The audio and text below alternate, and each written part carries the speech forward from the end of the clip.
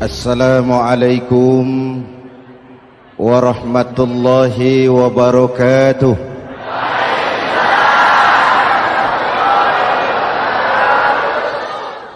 Alhamdulillah wassalatu wassalamu ala Rasulillah Sayyidina Muhammad ibn Abdullah wa ala alihi wa sahbihi wa mawalah, amma ba'du. Saudara-saudara kaum muslimin di seluruh tanah air, hari-hari pada minggu akhir Ramadan kita bersama-sama menyaksikan sebuah fenomena tentang pindahnya kegiatan umat dari masjid ke pasar, dari masjid ke terminal, dari masjid ke stasiun, dari masjid ke bandara. Apa boleh buat, itulah wajah kita. Bahwa lebaran artinya mudik, bahwa lebaran artinya baju baru dan makanan. Lebaran berbeda dengan Idul Fitri. Lebaran adalah tradisi yang setiap kita boleh ikutan. Siapa saja boleh ikut lebaran, tapi tidak tiap orang bisa merayakan Idul Fitri. Mau puasa atau tidak puasa, boleh lebaran. Tidak dilarang sama petugas keamanan. Mau ibadah Ramadan atau tidak melaksanakan ibadah Ramadan, boleh ikut lebaran. Tapi tidak berarti merayakan Idul Fitri, karena selalu ada kos dari apa saja yang kita lakukan. Saya mau cerita, mau dengar nggak? Ada dokter gigi, dokter baru. Satu sore praktek, pasiennya 4 orang nunggu duduk jejeran. Dipanggil pasien pertama, diperiksa, berlubang giginya, dicabut tanpa dibius. Namanya dokter baru. Pasien ini teriak, aduh sakit dok, tidak kuat, sakit. Teriakannya keras sekali. Pasien yang 3 orang yang nunggu gemeter, lari semua. Selesai dicabut, diobati, selesai, tanya, sudah selesai dok? Sudah mas. Berapa biayanya? 200.000. Loh, biasanya kan 50.000, kok 200.000? Biasanya sih memang 50.000, tapi siapa suruh kau teriak? Yang 3 lari.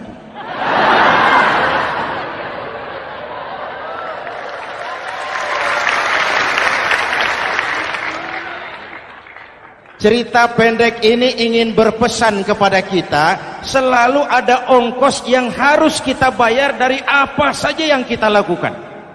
Mau ibadah atau tidak, mau jadi orang baik-baik atau jadi bajingan paling tengik, mau berbuat salah atau berbuat soleh, selalu ada kosnya, selalu ada ongkosnya. Kita bicara kembali kepada fitrah, Idul Fitri. Bagaimana caranya? Pertama saya ingin mengutip bagian pendek dari ayat 185 Al-Baqarah. Walitukmilul iddata walitukabbirullaha ala ma hadakum wala'allakum tashkurun. Ada 4 hal dari cuplikan ayat pendek ini. Pertama, walitukmilul iddata, hendaknya engkau sempurnakan jumlah bilangan hari puasamu. Berpuasa sebulan penuh. Sebulan penuh itu bisa 29, bisa 30.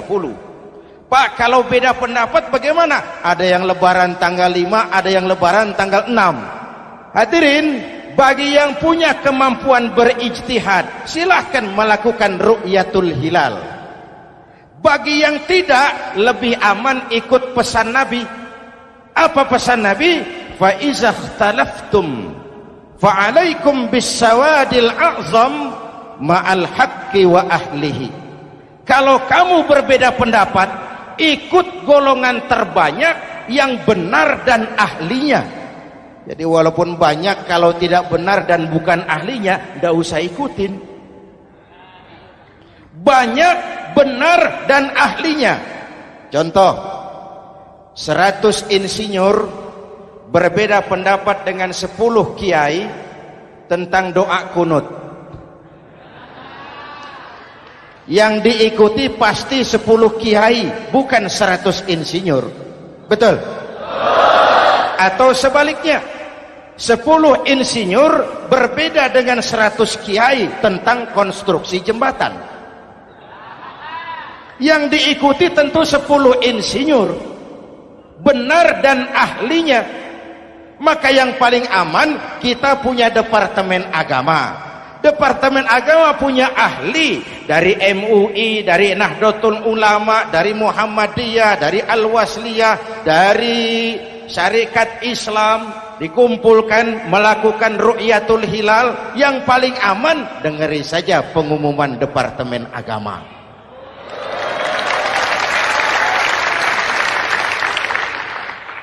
Tapi tetap menghormati mereka yang meyakini 1 Syawal jatuh pada tanggal 5. Beda boleh, marah jangan. Jelas? Saudara boleh suka tempe, tapi jangan menghina orang yang tidak suka tempe. Saudara boleh senang tahu, tapi jangan ngenyek karo wong yang senang tahu. Hadirin yang saya hormati, walitukmilul iddata. Kalau mau kembali kepada fitrah, sempurnakan jumlah bilangan hari puasamu. Makna sempurnakan di sini 2, sempurnakan 1 bulan penuh dan sempurnakan semangat puasamu. Walaupun Ramadan berakhir, puasa jangan selesai. Kenapa? Tangan kita masih tetap terus puasa dari mengambil yang bukan milik kita. Lidah kita walaupun Ramadan sudah selesai tetap berpuasa dari memfitnah dan menggunjing orang lain. Kaki kita walaupun Ramadan sudah selesai tetap puasa dari berjalan ke tempat yang tidak baik. Perut kita tetap berpuasa dari kemasukan barang-barang yang haram. Sempurnakan semangat puasamu. Sikap disiplin, sikap jujur, merasakan kehadiran Allah dekat dalam hidup. Nih contoh ringan. Tadi waktu asar dan zuhur, saudara sholat apa tidak?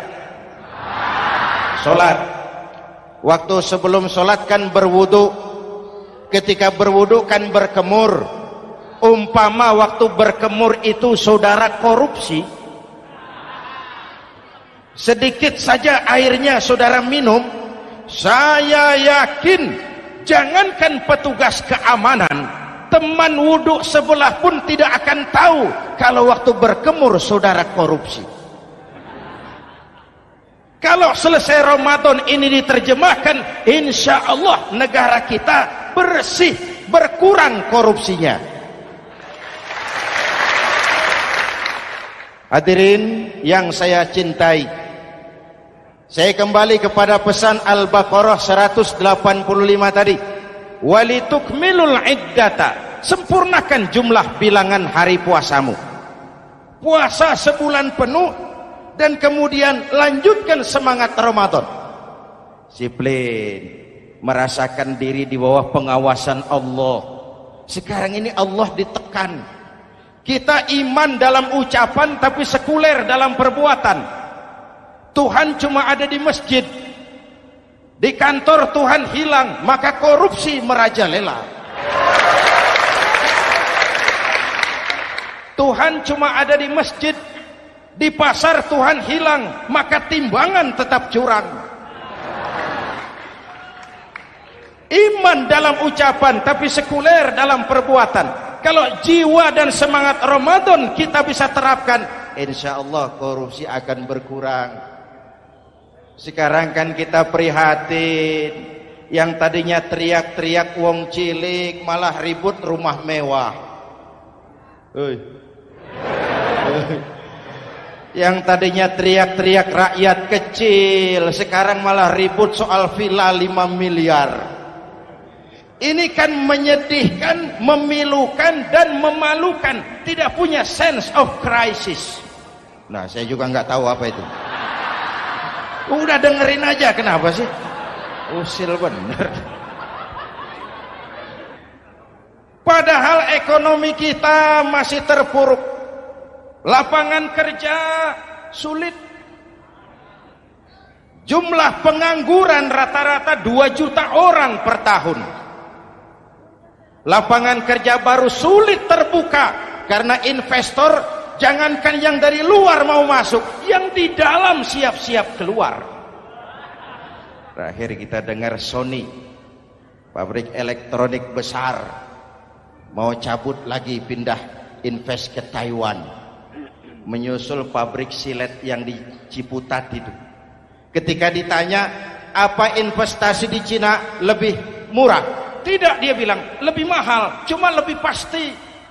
Di Indonesia murah, cuma mejanya kebanyakan, biaya siluman, namanya siluman gak karu-karuan, keluar uang banyak, urusan tidak pasti, capek.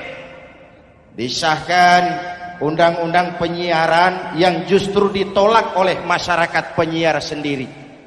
Industri penyiaran bakal kolaps karena sekarang ini boro-boro mereka industri televisi mau break even point, mau pulang modal, dengan ke depan bisa bangkrut.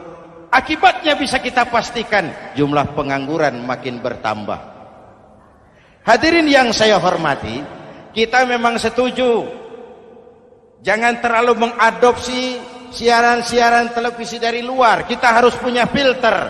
Tapi pada sisi yang sama, kita juga harus memperhatikan lapangan kerja buat rakyat kita ini. Walitukmilul iddata, sempurnakan jumlah bilangan hari puasamu.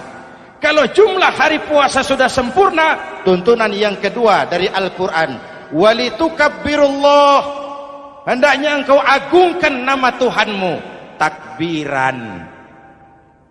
Takbiran itu bisa sendiri, bisa berjamaah, bisa di rumah, bisa di masjid, bisa di surau, bisa dengan pawai keliling, asal dilaksanakan dengan tertib dan tidak mengganggu lalu lintas umum. Prakteknya yang terjadi, pawai keliling itu mengganggu ketertiban umum, perang petasan, mengganggu lalu lintas. Terjadi macam, ada yang takbiran bawa bendera partai. Innalillahi wa inna ilaihi raji'un. Ini takbir politik. Hadirin yang saya hormati, kalimat takbir dalam kondisi kita, saya ingatkan kepada satu ungkapan Bung Tomo.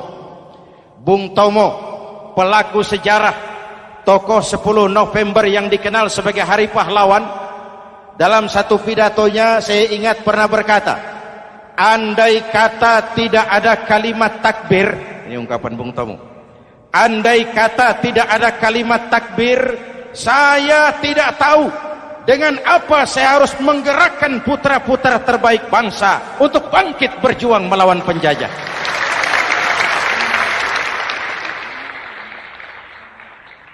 Ketika Allahu Akbar itu londo,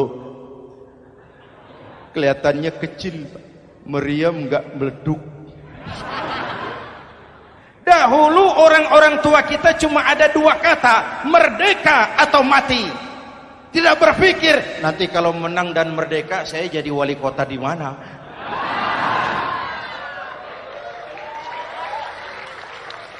Kalimat takbir, bangsa ini harus bangkit dari keterpurukan.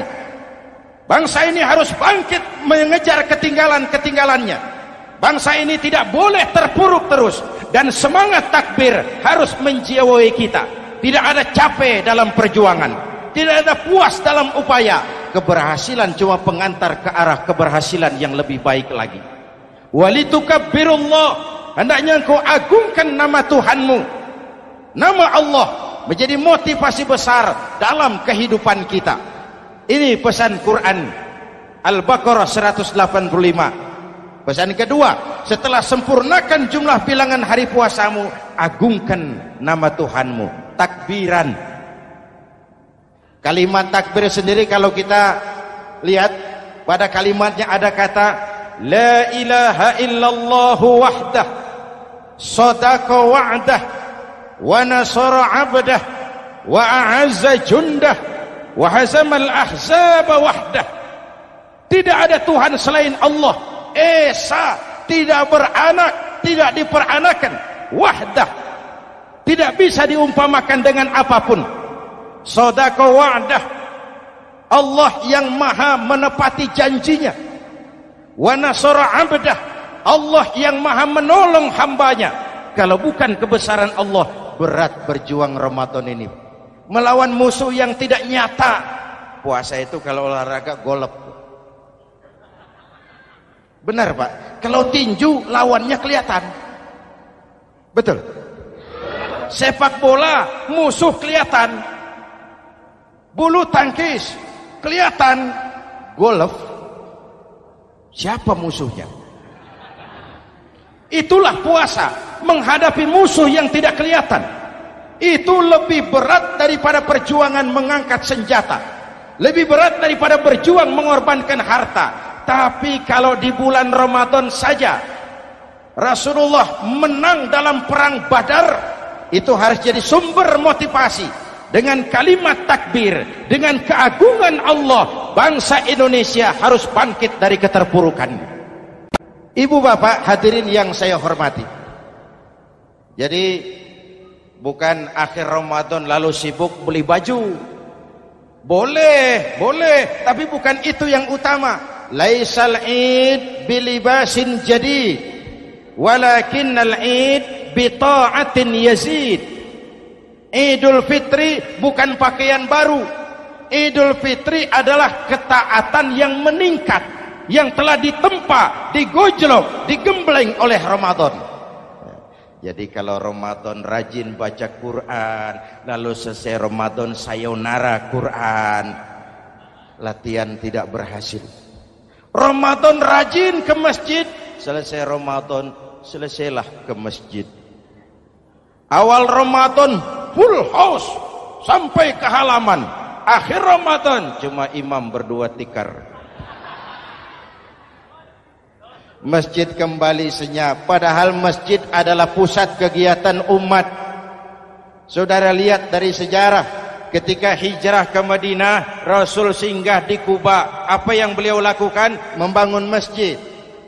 Ketika sampai di Madinah, kesibukan pertama beliau apa? Mencari rumah dinas? Bukan. Kesibukan pertama beliau mencari lokasi di mana membangun masjid. Isra dan Mi'raj, perjalanan besar dimulai dari masjid ke masjid.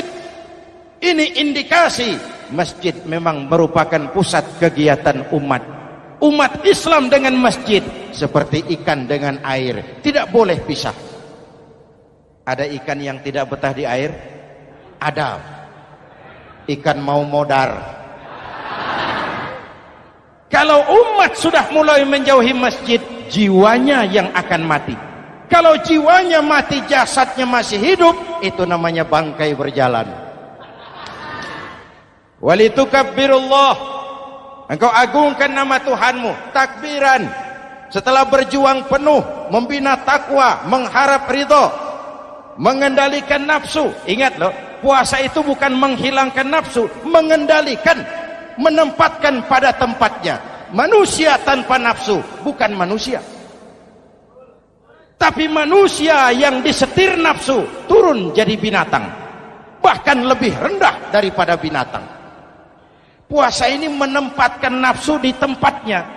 Hai laki-laki, kamu nafsu sama perempuan? Betul Pak. Perempuan suka laki-laki? Betul Pak. Boleh lewat sini, lewat pintu yang disebut nikah. Ini nafsu disalurkan lewat pintu yang disebut nikah. Jangan seperti ayam kawin tiap malam, nikah tidak mau.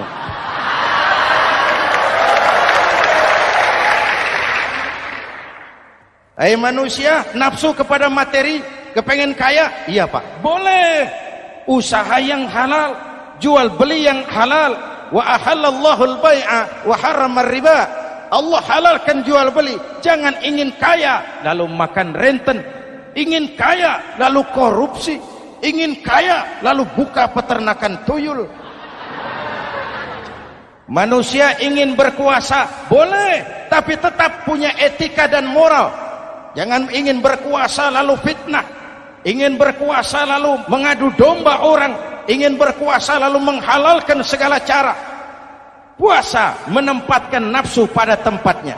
Manusia yang dikendalikan nafsu lebih puas daripada binatang. Saya punya ungkapan lama, sebuas-buasnya kerbau, makanannya tetap rumput. Saya belum pernah dengar ada kerbau terlalu buas lalu makan roti. Betul? Tapi manusia kalau sudah dikendalikan nafsu, manusia bukan cuma makan nasi, aspal, semen, kertas, minumnya solar, jauh lebih buas daripada binatang. Inilah puasa, arep nguwong kewong, agar manusia itu jadi dirinya, fitrahnya, jangan dikendalikan oleh nafsu. Kita ini sudah diciptakan fi ahsani taqwim.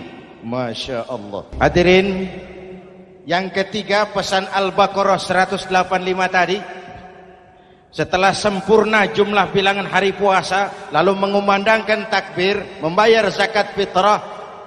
Kenapa itu kita lakukan? Mengagungkan nama Allah, ala ma hadakum. Agungkan nama Allah yang telah memberikan hidayahnya kepadamu. Masya Allah nih, hidayah, kita bersyukur. Hidayah ini hak prerogatif Allah, diberikan kepada siapa saja yang dikehendaki oleh Allah.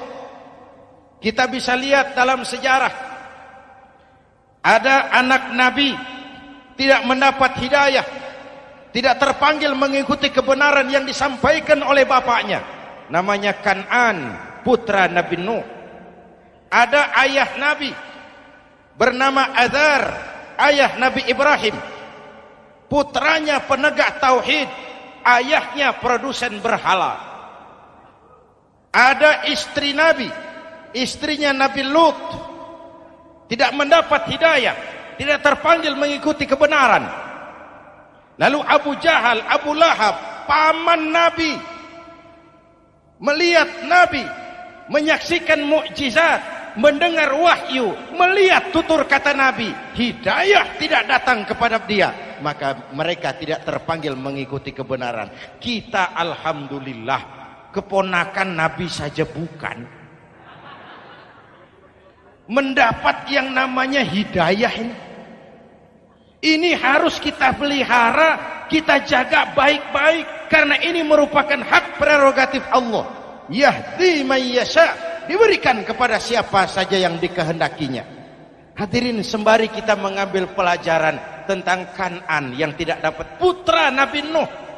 Ini saya ngambil bagian cerita sejarah. Masih mau dengar?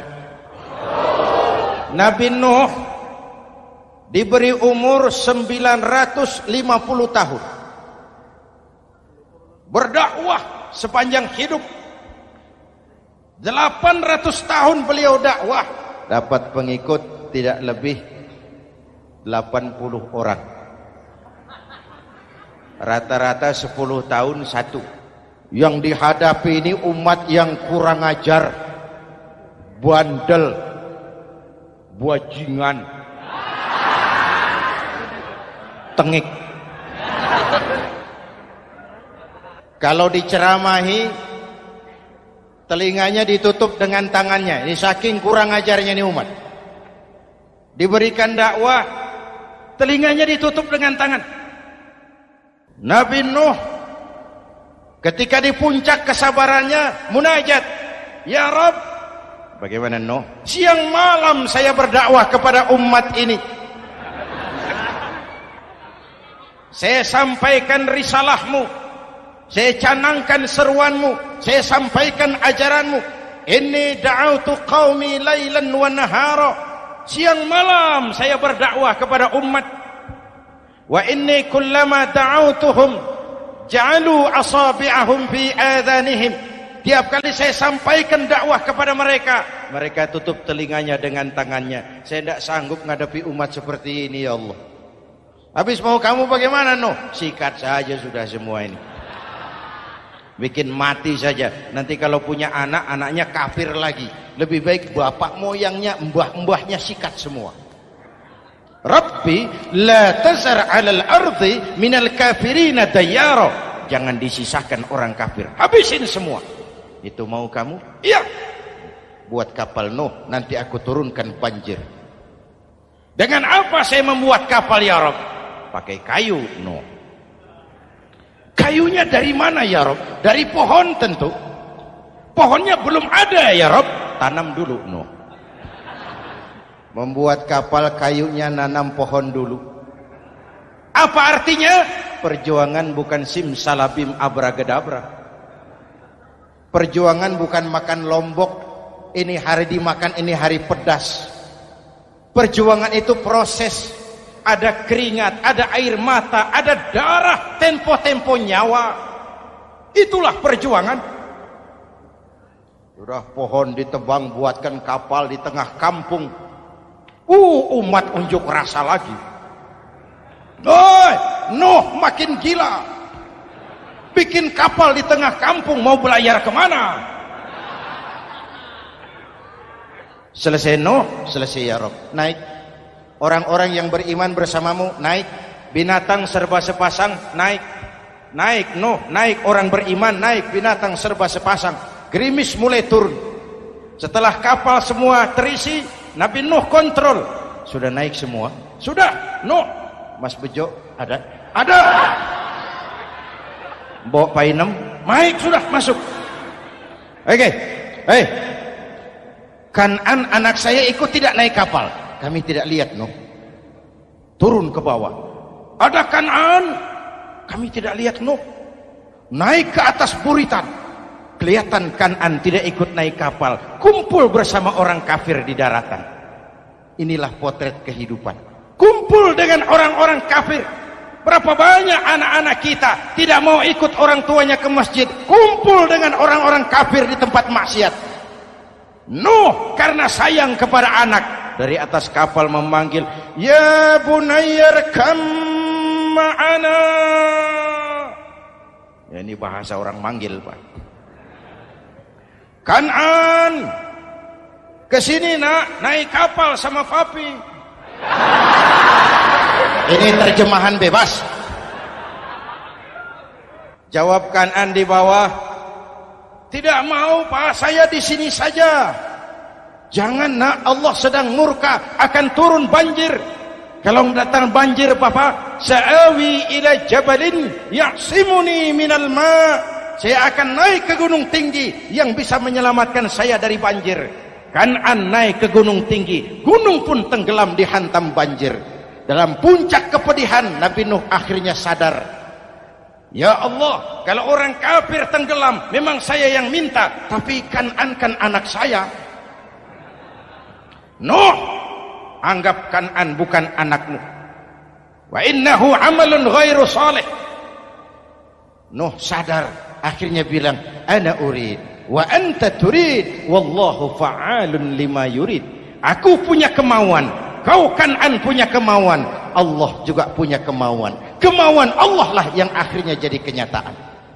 Nek sekarang juga kita ngadepi musim banjir. Bukan banjir air saja, banjir peradaban-peradaban yang masuk ke negeri kita. Banjir maksiat, banjir munkarot. Kalau kita sudah ke masjid, kita sudah naik kapal. Tolong kontrol anak-anak kita. Tolong kontrol tetangga kita. Ayo naik kapal. Banjir.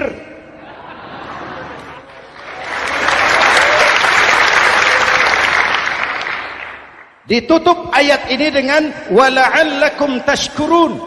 Atas hidayah yang diberikan kepada kita, kita bisa melaksanakan ibadah Ramadan, bisa takbiran, dan diakhiri dengan ungkapan tasyakkur. Tasyakkur dan tafakkur, mensyukuri nikmat. Saya berulang kali mengingatkan, nikmat bisa berubah menjadi azab kalau kita tidak pandai mensyukurinya. Bayangkan Pak, tahun 87-an kita itu jadi negara yang berswasembada pangan. beras kita cukup untuk rakyat kita. Sekarang kita jadi pengimpor beras terbesar. Kita beli beras ke Vietnam, kita beli beras ke Thailand, ke negara-negara yang lebih kecil dari kita. Kenapa? Karena sawah kita tanami gedung dan beton. La in syakartum la azidannakum wa la in kafartum inna azabi lasyadid. Kalau kamu bersyukur, aku tambah nikmat. Kalau kamu ingkar, tidak pandai bersyukur, awas, azabku pedih. Maka ungkapan saya, orang kaya bisa masuk surga karena hartanya. Orang kaya bisa masuk neraka juga karena hartanya. Syukur apa tidak syukur? Pejabat bisa masuk surga karena jabatannya. Pejabat banyak yang masuk neraka juga karena jabatannya. Syukur apa tidak syukur?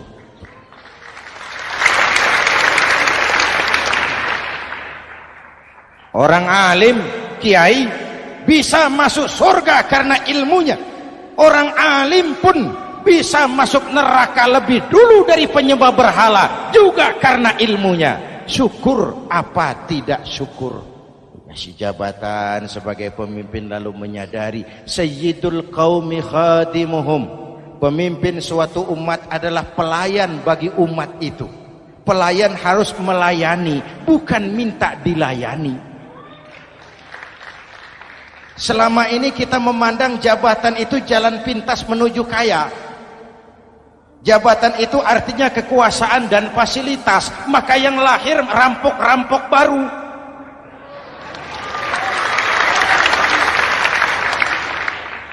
Jabatan adalah alat untuk pengabdian di tengah rakyat yang sedang susah, di tengah negara yang sedang terpuruk.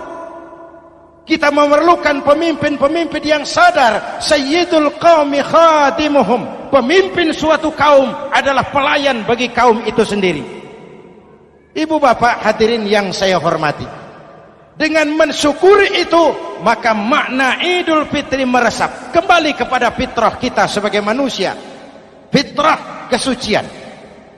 Secara sederhana orang gambarkan kembali kepada fitrah seperti bayi baru dilahirkan oleh ibunya, bersih, suci, tanpa dosa, lantaran sudah dibersihkan oleh ibadah Ramadan. Tapi para ulama khalaf ada yang mengartikan fitrah itu kecenderungan kepada kebajikan. Kecenderungan kepada kebaikan, itu juga fitrah. Kembali kepada fitrah manusia, kecenderungan untuk berbuat baik. Kita lahir bayi, tidak punya dosa, betul? Tidak ada dosa warisan dalam Islam. Kalau harta warisan ada, dosa warisan tidak. Karena itu dalam Islam juga tidak ada penebusan dosa. Kalau dosa bisa ditebus dengan uang, tentu Menteri Keuangan nomor 1 masuk surga.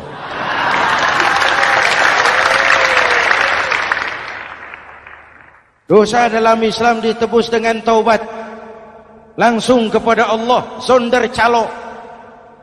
Hadirin yang saya hormati, kembali kepada fitrah seperti bayi baru dilahirkan oleh ibunya, bersih, tidak punya dosa kepada Allah lantaran sudah dibersihkan oleh ibadah Ramadan.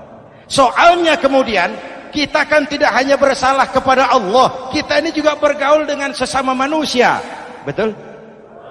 Sebuah hadis, sahabat ditanya oleh Rasul, atadruna manil muflis? Saudara-saudara, tahu kamu siapa orang yang bangkrut? Oh Rasul, orang bangkrut yang tidak punya uang, orang bangkrut yang tidak punya harta. Salah kata Rasul. Innal muflisa min ummati, yang bangkrut dari golongan umatku, yang besok di hari kiamat datang menghadap Allah dengan membawa pahala solat, membawa pahala zakat, membawa pahala haji, membawa pahala sedekah pada satu pihak. Sementara pada sisi yang lain sebelah kiri, orang ini juga datang membawa kesalahan karena pernah mencaci maki orang, pernah memfitnah orang, pernah memakan harta orang dengan cara yang zalim. Satu sisi bawa kebajikan, sisi lain bawa kesalahan. Kalau ini yang terjadi, bagaimana nasib kita kata Nabi? Tuhan, ini pahala solat saya, ini solat yang wajib, ini yang sunnah, rawatibnya, nawafilnya. Datang orang, sebentar Tuhan, apa? Dia memang rajin solat, tapi saya pernah dicaci maki. Hancur nama saya, remuk hati saya. Di dunia saya tidak bisa membalas karena dia lebih berkuasa. Sekarang saya menuntut keadilan. Betul? Iya Tuhan. Sini, pahala solatmu, kasih orang yang kau caci maki. Tuhan, ini pahala puasa saya, yang wajib Ramadannya, sunnah 6 hari Syawalnya, Senin Kemisnya. Ini Tuhan. Datang lagi, sebentar Tuhan. Kenapa? Dia memang rajin puasa, tapi saya pernah difitnah tanpa benar, dicorengkan arang ke dahi, hancur nama saya karenanya. Saya menuntut keadilan karena di dunia waktu itu cuma banyak pengadilan, tapi tidak ada keadilan. Benar? Benar. Ini pahala solatmu, kasih orang yang kau fitnah. Tuhan, ini pahala zakat saya. Datang lagi, Tuhan, dia memang suka zakat, tapi korupsinya lebih besar dari zakatnya. Untuk keadilan, sini pahala zakatmu kasih. Kalau habis pahala kebaikan, orang yang menuntut masih banyak, diambillah dosa orang yang kita sakiti, diberikan kepada kita. Pahala dipreteli, dosa diberikan. Apa enggak bangkrut? Ibarat orang dagang, modal habis, tagihan hutang datang terus. Kenapa? Orang ini cuma baik hubungannya kepada Allah, tapi tidak baik hubungannya dengan sesama manusia. Karena itu, dalam konteks dengan fitrah, manusia makhluk yang fitrah. Apa fitrah itu? Pertama, manusia makhluk yang bertuhan. Itu fitrah. Mengingkari Tuhan, mengingkari fitrah. Yang kedua, manusia makhluk sosial, zon politikan. Itu fitrah. Kita tidak bisa hidup sendiri. Betapa dan siapapun kita memerlukan yang lain. Maka nuansa Ramadan intinya adalah silaturahmi. Nuansa Idul Fitri, silaturahmi antar sesama kita. Ada baiknya saya ingatkan lagi sebuah hadis. Masih mau dengar? Selesai sholat Id, sahabat mendengar Rasul mengucapkan amin 3 kali. Amin, amin, amin. Ya Rasul, ada apa? Tadi turun Jibril selesai sholat, mau berdoa. Muhammad, aku mau mohon kepada Allah, mau kau aminkan? Silakan Jibril. Jibril doa, Rasul amin. Doanya 3 macam permohonan, maka Rasul 3 kali mengucapkan amin. Kalau sudah Jibril yang doa, Rasul yang amin, apa ya doanya ditolak? Apa isi doanya? Yang pertama, ya Allah, doa malaikat Jibril, hari ini 1 Syawal, waktu itu doanya, saya mohon kepadamu, jangan engkau terima puasa dan ibadahnya anak yang durhaka kepada ibu bapaknya. Rasul mengucapkan amin. Renungan buat kita. Itu sebabnya barangkali sesibuk-sibuk di Jakarta masih mau mudik nemui orang tua. Yang kedua, ya Rabb, saya mohon kepadamu, jangan engkau terima puasa dan ibadahnya istri yang durhaka kepada suaminya. Amin. Kedengaran Bu? Ada ibu-ibu tanya, Pak, kalau suami yang durhaka sama istrinya bagaimana? Hadisnya tidak menjelaskan itu, Bu.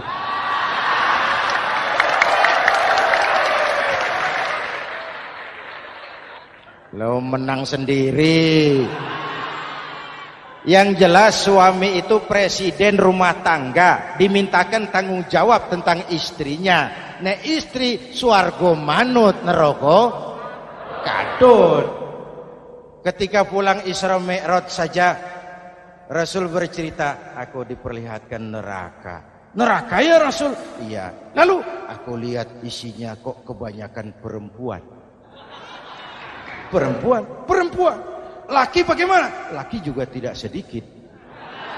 Cuma kebanyakan perempuan. Ya Rasul, apa mereka tidak sholat? Sholat.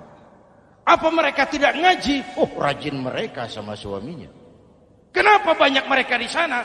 Rasul senyum dan menjawab, hunna yakfurnal asir. Umumnya perempuan kurang bisa terima kasih sama suaminya.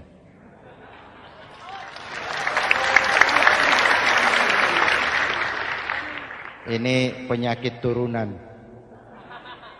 Oi, ngaku oi. Lalu yang ketiga, ya Allah, hari ini saya mohon kepadamu, jangan engkau terima puasa dan ibadahnya muslim yang tidak mau memaafkan sesama saudaranya muslim. Memaafkan lebih berat daripada meminta maaf, tapi memberi maaf lebih mulia daripada meminta maaf. Inilah nuansa mengembalikan semangat saling menghargai, saling mencintai, keutuhan, kerukunan, dan kedamaian. Sudah capek kita rakyat dengan konflik.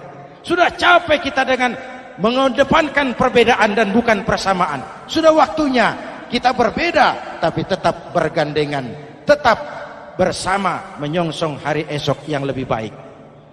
Mintalah ridho ibu bapak, suami kepada istri, istri kepada suami, dan memaafkan sesama saudara muslim sehingga kita benar-benar kembali kepada fitrah.